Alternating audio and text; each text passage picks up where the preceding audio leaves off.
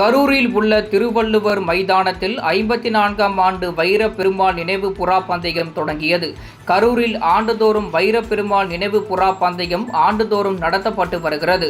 அதன்படி 54வது ஆண்டு புறா பந்தயம் கரூர் மாநகராட்சிக்கு உட்பட்ட திருவள்ளுவர் மைதானத்தில் தொடங்கியது.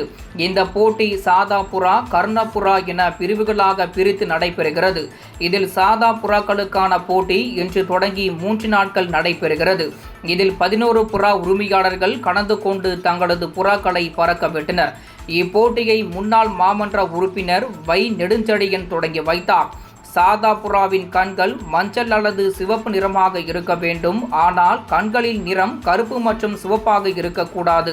சாதா புறா நாள் ஒன்றுக்கு குறைந்தபட்சம் 6 மணி நேரம் பறக்க வேண்டும் என்பன உள்ளிட்ட பல்வேறு நிபந்தனைகளுடன் போட்டி நடைபெற்று வருகிறது. ஆகஸ்ட் மாதம் 15ஆம் தேதி கர்ணப்புறா போட்டி நடைபெற உள்ளது.